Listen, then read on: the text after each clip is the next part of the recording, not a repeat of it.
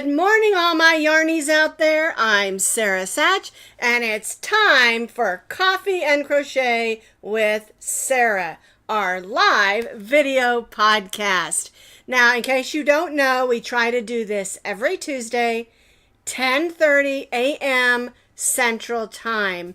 And again, I get messages every week, what time is that where you live? And so what you need to do is just go to your search engine and say, what time is 10:30 Central Time in my time? And it will tell you. Because I don't know where you all live, and so I don't know where it is, what time it is at all of your times.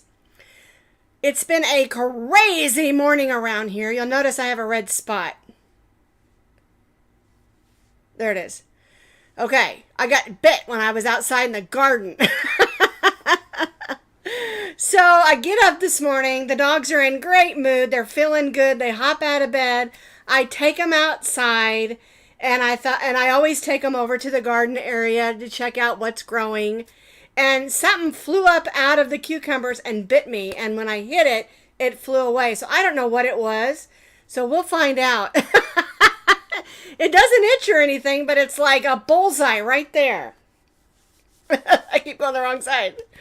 Okay, so then I turn around to bring the dogs in, and I have these hummingbirds flying around my head, and there's two of them, and they're like that little squeak they make, like pew, pew, pew, pew, at each other. They're fighting over my hummingbird feeder, so maybe I need to get a second one, I don't know. But I tell you what, I fill that thing up every week. We have a bunch of hummingbirds, but it scared the daylights out of me because they were like buzzing around my head, you know, with their pointy little mouths. I'm sure they wouldn't have hurt me, but you never know. Okay, so then I'm looking for the dogs to get them in the house because they've done their business. And I look up, for some reason something caught my eye, and as I looked up, this green thing just dropped right at my feet, and I thought, that's weird. It was a dead praying mantis. And I'm like, some bird must have tried to eat it and didn't think it tasted very good. I'm like, okay, I think I need a cup of coffee. So I get the dogs in, I get them fed, and I always take them back out after that. And I was like, I don't know if I want to go back out in the backyard. Funny morning, right? So anywho, I could not decide what I wanted to drink this morning. So I have a cup of coffee with my favorite Irish creamer in it, sugar-free, in my Mercantile Pioneer Woman cup. And then I have some sugar-free iced tea with some sugar-free lemonade in it in my Pioneer Woman Big O cup. The thing is, I don't really like cold coffee. I mean, I had a few that are okay, but I had to have my hot coffee. Well, then it's too hot. It's going to be 112 here today. And so I decided I needed something cold to drink, so I'm drinking both. The morning I've had, I think I need both. But I'm going to move them over here out of the way so I don't knock them over, because we have a lot of things to talk about today. I hope you all had a better morning. Although my morning wasn't bad. It was just crazy. Oh, I didn't say clinkety clink. We need a clinkety clink clink. Clink. I'm double drinking today, guys. Oh, the other thing I forgot to tell you is where I have my computer set up in the other part of the house, I have this tall fan. It's like a tube. And when it's been hot, I'll have that fan on me. And Maximo was behind me, so I got up out of the chair. When I looked down, I didn't want to step on him because these puppies, I love my chihuahuas, but they get underfoot. So I stepped aside and I tripped over the cord to my fan. But I didn't go down. I just tripped. So that was just one more thing that I did this morning. But it was an eventful morning, but it wasn't a bad morning. It's a great day to be alive. All righty. Well, I hope you all had, like I said, a better morning than me, even though, I mean, it wasn't a bad morning, but just, you know, I like my mornings to be quiet and calm. I have things I need to get done before I start this. So anywho, thank you all for being here. Today we're going to talk about a new yarn. It's not new, it's new to me. Even though I have used it in the past, there are a bunch of new colors. So we're going to talk about that. We're going to recap Christmas in July, what we did. And then I'll tell you what else we did. And then I want to remind you about our Christmas giveaway, or our Christmas in July giveaway. Okay, so I got a lot to talk about. So let's just jump right in and get started. All right, so I'm going to click over to the other camera here. This is puzzle yarn. It's been out for a long time, and I have made some things with it, some hoods and some hats and some cows and scarves. And I really love this yarn. Well, I got some more in some colors that I didn't have. And you can see I've got a project going on here. We're going to work on this next week. It is a blanket, a lap blanket with this puzzle yarn. This color is called, it's upside down. It's just called Tangram. It's a beautiful blue and green and purpley color, okay? But all of the puzzle yarns, you can of course get them from Premier, but you can also find them at Joann's and also at Walmart. I was really surprised. I was walking through there with my grandkids the other day, and normally the Walmart is just so picked over because they don't have a very big section. They had some of these colors, and I really like this one because I love beiges and browns, and this green one is really pretty. And I'll just give you some names of the colors real quick. This one is called, it's super tiny. Where did it go? I can't even read that. It looks like Labyrinth. It's greens and it's got some light blues in it. It's really pretty. It'd be nice for Christmas. This one has beiges and browns. It's called Crossword. Well, that's neat. Crossword puzzle. I like that for that name. This one is one of my favorites. I can't wait to do something with this. It is called Hopscotch. Okay, it's got tons of beautiful colors in there. All right, so let's talk about the yarn itself. You can see it has 328 yards, 300 meters, 7 ounces, 200 grams. And I like it when there's 7 ounces because then you don't have to buy as many skeins. 100% acrylic. Look at this. It's showing you that one side it unrolls from the top, the other side comes out from the inside. A lot of yarns have started doing that because it's so hard to find. Now, the puzzle yarn is a bulky 5, and I absolutely love that it is. All right, so let me read you off some things about the puzzle yarn. All right, so Premier yarn, bulky 5, 100% acrylic. It has 35 colorways, and some of those, this one over here, some of these are some new colors, and they're really beautiful. Okay, 4 coordinating colors in each one. So each one has 4 colors that they coordinate and blend in together. Okay, it's okay, let me read this again. 4 coordinating colors that combine to create an ever-changing, softly blended stripes. And I think that is super cool. Okay, puzzle is a beautiful choice for sweaters and blankets. I like it for hats and scarves and cows also. Okay. One of the things it says down here, and this is also, you can read this on their website as well, comfortably soft, craft comfortably, knowing that this yarn is safe for everyone. It has passed the highest standard, suitable for direct contact and the most sensitive skin, even babies and small children. So I think that is really super cool. If you pick it up and feel it, it is so soft. And having 7 yards on there is really cool to me because it's a nice big skein. I forgot to write down the price of it when I was at Walmart, but go buy their yarn. You can check it. Go buy their yarn section. You can check it, and I'm sure the price isn't that bad. I can't remember. I wish I would have wrote that down. But again, you can buy this right from the website, and look at, and even if you don't, go look at, click that link and go look at all the colors. They've got some beautiful colors. You know, everything ranging from blues and browns and yellows and pinks, just gorgeous colors.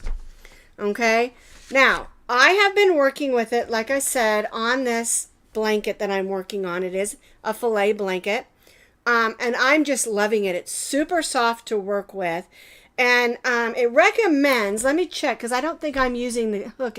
Yeah, I am. It's a 6mm. I am using a 6mm on that one. So, but medium, the thing is, medium weight a lot of times is too thin for what I want to do. And bulky number 6 is kind of just too thick for what I want to do. And so I really like the bulky 5. It's kind of like a happy medium between 4 and 6. Because it's a little bigger, a little thicker, a little fluffier than medium weight number 4. But not quite as bulky as 6. Although I do love working with bulky number 6 as well. Alright, so the puzzle yarn is a bulky number 5. And like I said, I really recommend you get some. They're so soft. And the colors are so pretty. And that idea of 4 colors working together. I mean, if you look at this one, you can see it's got pinks and blues and melons in there. And they just blend them all together. And it comes out like almost like purples in different colors because the way they blend them. You can see how some of them look like they're 2 colors in one. Isn't that pretty? And so it's just a really, in my opinion, a really unique yarn, and I really, really love it. And I do have a couple of patterns out there that I've done. I think a hood, I think a cowl, and maybe a scarf and hat. I can't remember exactly on my YouTube channel, but I am working on one here that's going to come out next week. Hopefully we can get the tests back for next week or the week after. It's just a beautiful, beautiful yarn. And like I said, I've seen it at Walmart, but you can also, if you go through that link that's down in the notes under this video, I get 10% towards buying new yarn, basically. And so the more I sell, the more yarn, the more times you use that link, the more yarn I can buy and show you what it is. And I also use it for giveaways too. All right. Alrighty, so that's our yarn review. And like I said, I just love it. I really have enjoyed working with it again. And that blanket is just working out beautifully. I'm not going to show it to you all just yet until it's completely ready for a tutorial. Okay? All right. Now, I'm going to clear this off and put these down on this other table here. It fell out of the basket. That's okay. What I want to do is I want to recap on our Christmas in July. I think I just lost one. Oh, there it is. All right, and so I'm going to go back over to this other camera just to give you a recap. Now, what we did is we did 4 patterns. We started first with our beaded curly icicles. Okay, and I like that the beads are in the middle. They're kind of like pops of color. And if you put these like on your Christmas tree or around your Christmas lights, it'll shine off those beads that are in the middle there, and also the ones. I added a bell to this one. And so that was our first one. We did that on Friday, fun day. All right, then we did the next Monday, move these out of the way, the hot pad. And this is the original tester. This is the one we did together. You can do these in cotton or acrylic depending on what you're going to use them for. All right. This one is in cotton. If you're going to put something hot, put it on the cotton. But don't get it near an open flame because cotton will set on fire if you have a gas stove or like I do. Okay, and then or you can make it out of acrylic. You can put it on the table to put a basket of biscuits on or rolls, or you can hang them up for decorations. All right, we did those. Then we did these fun little coasters, and I just love them. I haven't got that yellow one made to go with them yet, but I'm going to make it. And they're just, a little coaster that's a snowflake. You can use it for decoration. You could hang it up, or lay it down. And this one I made acrylic. These 2 are cotton. And then the last thing we did, I'm going to put this up here, are these snowflakes. Okay. And I wanted to talk a little bit about these because there's been a lot of talk about this one looking a little bit blue. One of the things that happens is it's actually not blue. I used the glitter spray on this one. And we talked about 3 ways to stiffen up your snowflakes. One of them was the glitter spray. This one I did with the 50-50 white glue and water. And then this one is not done yet. I haven't got to it.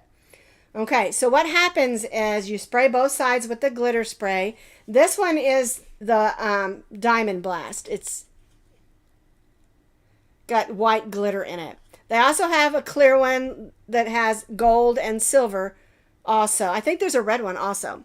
Okay, so, but what it is this is actually not very blue. It gives off a blue hue because of the sparkles in it hitting the light a little bit. It is a little bit darker in that it has the glitter spray on it. But it is not very blue. A lot of people are like, oh, that's so blue, I don't like that. Okay, it's not blue. Okay, this one I want you to see how stiff this is. Nice and stiff with the 50% Elmer's glue or school glue. Let me grab that. You just buy your regular school glue. This isn't Elmer's. This is Crazy Art. They're the same thing, 50% glue, 50% water. You dunk them in there and then you pat them dry and set them out. If you want there to be glitter on it, you can also sprinkle some regular old glitter on there. And then the other way we can use is this glitter glue. And you do this the same way as the Elmer's glue, but it's a lot more expensive, of course. Okay, and we talked about all of those in the video when we did the snowflakes. I was going to say sparkles. Okay, and there's 3 ways you can do it, and there are also other ways. And you know, I've mentioned before that my mother-in-law made some beautiful snowflakes, and she used sugar water, and they were beautiful. And we packed them up, and during that time we moved to Germany.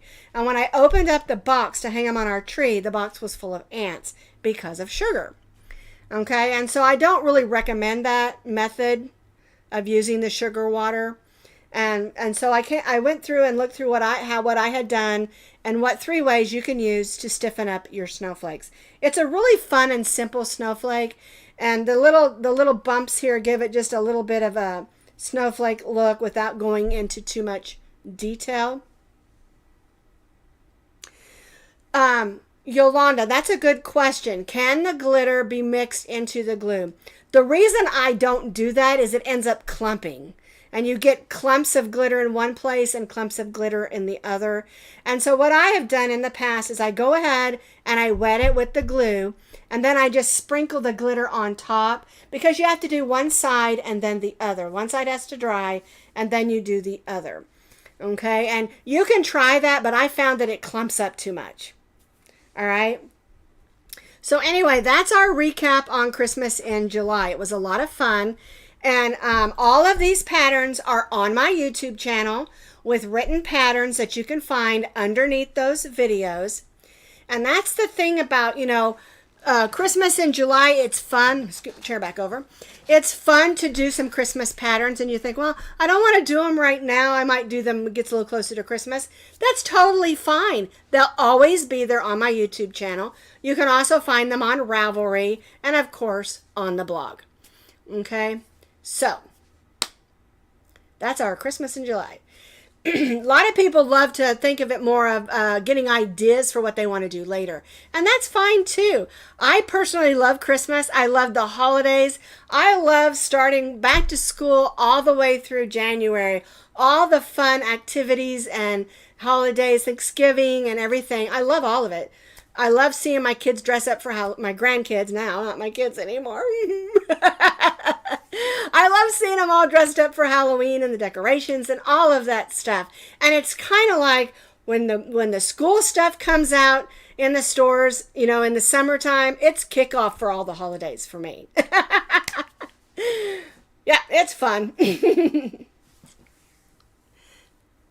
Stiffy. I have to look that up. I don't know what's in it. I'm really careful about toxic things and things that are going to be around the house. So I'll have to check into that. Stiffy. Should be easy to remember. Thanks for bringing that up.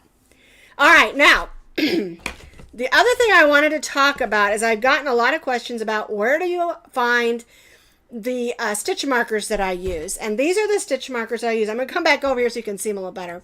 These are the stitch markers that I use. They're like jelly rings.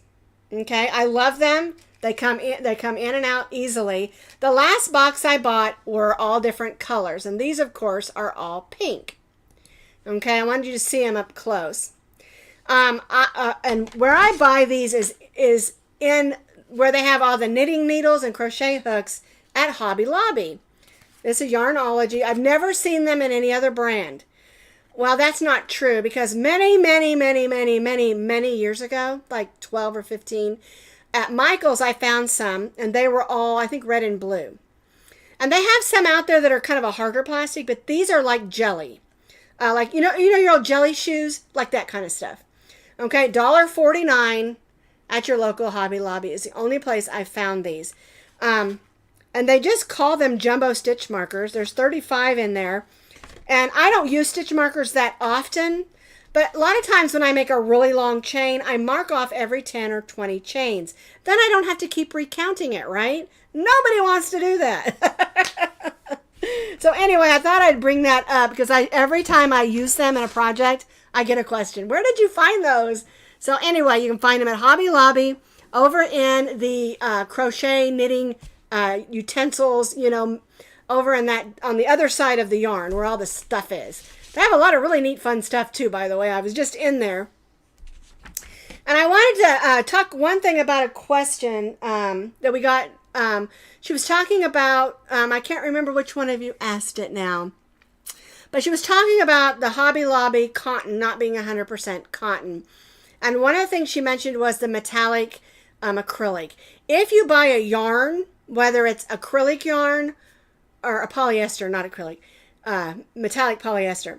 If you buy an acrylic yarn, whether it's cotton or acrylic, and it has that on there that says metallic polyester, that is talking about the thin, I wish I had one. Let me see. Here we go. I got a little bit of purple here. The thread, I don't know if you can see that. See that metallic in there? That's what it's talking about, because they have to tell you it's in there. By law, they have to give you all the ingredients that's in there, okay? And it's talking about that thread. And she said hers didn't have it in there, and maybe they put the wrong label on there, because a lot of the colors are the same. The only difference is that metallic thread. And so I'll check the website afterwards. I won't forget this. I'll get back to you. And I'll check the website afterwards. I'm not going to be going to Hobby Lobby for probably a couple of weeks this time, so I won't be able to. Well, I can always stop in there if I'm out and about, and I'll let you know.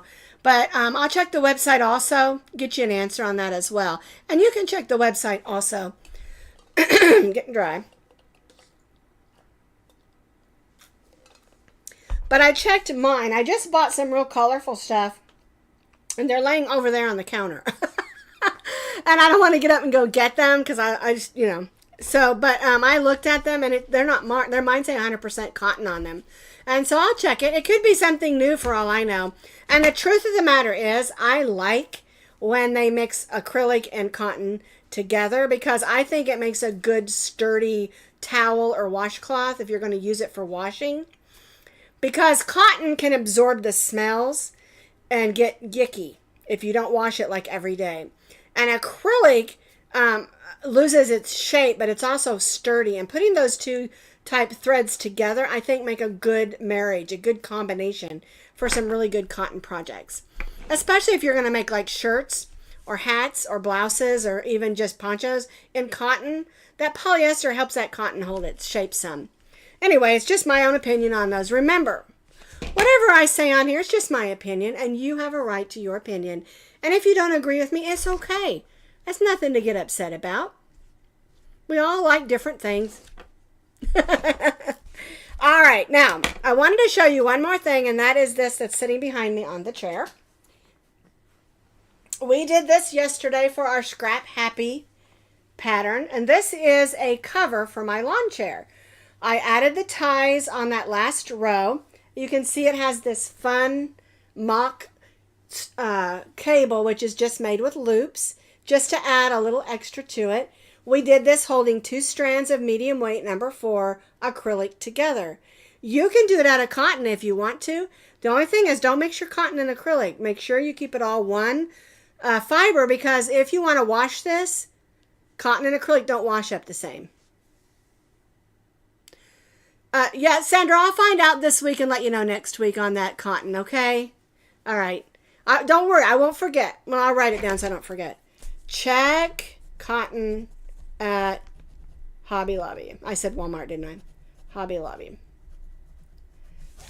All right, I wrote it down. I won't forget, I promise. All right, anyway, this is our leftover yarn. So I've got all different colors in there, and I love it all. I've even got some sparkle in there, and I just love it. I only have one made, and I have a little bit that I used when I made the demo that I'm going to finish, because I have 2 chairs, so I need to make another one. Anyway, I just love it. It's super easy to make. It's a 2-row repeat. You're double crochet, single crocheting, and making these loops, and it's super easy. And the truth is, this would be a great cover for any chair. It really would. That's why I thought it looked really nice on this one. So anyway, it's sliding down. But anyway, it's really simple. And again, any pattern that I show you on here is a pattern that I myself have written. We've tested it. And I made a video. It has a written pattern with pictures.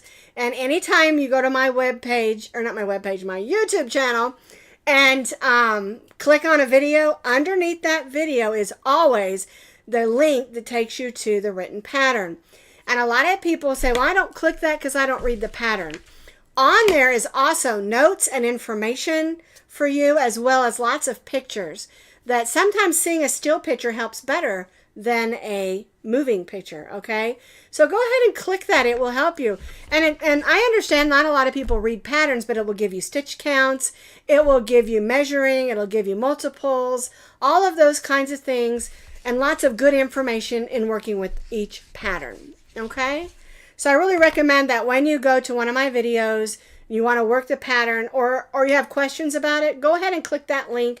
I try to put that link right underneath at the top of the description box so that you can find it, okay?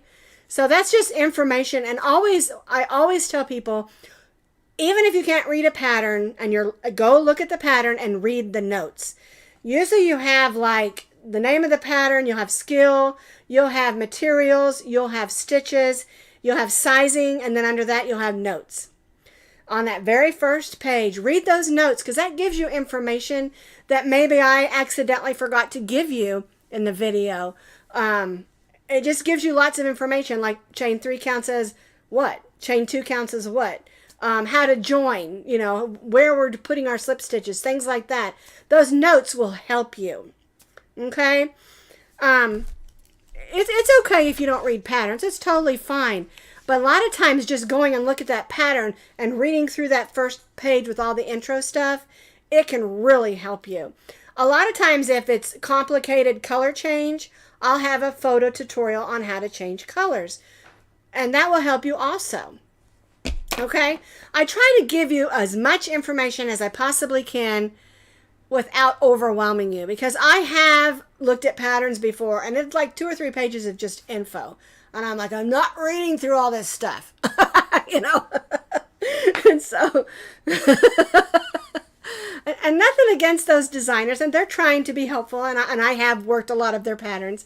And I actually used to do a lot of pattern testing, and I don't have time to do it with doing a lot of mine. So, but anyway, like I said, I try to give you as much information as possible without overwhelming you. Alrighty, so I think I've covered everything. Oh, except don't forget about, I'm just going to get this out of here without spilling it, about our yarn giveaway for Christmas in July. And how do you enter? Go to last week's video. It'll have a picture of me holding this yarn. Go to last week's video and comment. That's all you have to do. And then we take all those names, throw them in that Google random generator. When the name comes up, I just check it against my list if they haven't won in the last year or so, and they're the winner. That's simple. You don't have to do anything except comment. All the comments on last week's video, from whether they were live or watched later, are all entries into our Christmas in July giveaway. Wouldn't this make lovely stockings? Maybe a Christmas blanket or a Christmas tree skirt. You'll get 3 of those. You'll also get some Christmas beads. Okay. Oh. Jingle bells and a Santa and Mrs. Claus. I think there's a reindeer in there too. Yes. Buttons. So it gets you started on your way to making some of your Christmas gifts or decorations. All right, well, that's all I've got for you today. Our time is up. I just want to thank you all for being here today. Thank you for watching and being a part of our YouTube channel, because I can never, ever, ever thank you enough, because I can't do this without all of you. So here's a heart. I love you guys. Keep loving yarn and crochet. And crochet something fun this week. See you next time.